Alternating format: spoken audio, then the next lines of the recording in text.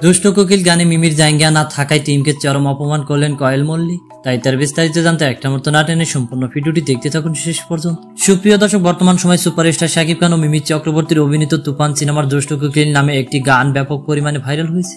Social মিডিয়ায় দেখা যায় ছবিটি নিয়ে যতটা না আলোচনা হচ্ছে তার চেয়ে বেশি এই দুষ্টু কোকিল গানটি নিয়ে সমালোচনা হচ্ছে। কেননা দুষ্টু কোকিল গানের ভিতরে মিমি চক্রবর্তীর পোশাক নিয়ে বেশ আলোচনা হচ্ছে। এর আগে বাংলাদেশের সিনেমা থেকে কোনো নায়িকাকে এরকম পোশাক পরতে দেখা যায়নি, তাই তো ভক্তদের এই পোশাক নিয়ে বেশ আলোচনা হচ্ছে। এই সিনেমার সকল আর্টিস্ট, পরিচালক, প্রযোজকরা দেখেনি মিমি চক্রবর্তীর এমন পোশাক। তখন তারা সিনেমার শুটিং করতেছিল, তখন তারা দেখেনি এমন খোলামেলা পোশাক পরেছিলেন। এই নিয়ে সোশ্যাল মিডিয়া আলোচনা সমালোচনা হচ্ছে। আর তাই তো আলোচনা দেখার পর মন্তব্য করতে দেখা গেল ওপার বাংলার সবচেয়ে আলোচিত ও জনপ্রিয় অভিনেত্রী কয়েল মল্লিক।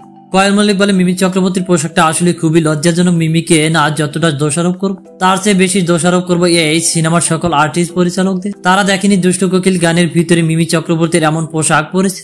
আবার ক্যামেরায় দেখা যায় মিমি চক্রবর্তীর জায়গা ছাড়া পোশাক পরে আছে, এটি তারা লক্ষ্য করেন। এই সিনেমার সকল আর্টিস্টকে আমি দোষারোপ করবো, এমনই মন্তব্য কয়েল মল্লিকের। প্রিয় দর্শক, এ বিষয়ে আপনার মন্তব্য কি তা নিশ্চয় এখন করতে বলবেন। অসংখ্য ধন্যবাদ পুরো ভিডিওটি দেখার জন্য।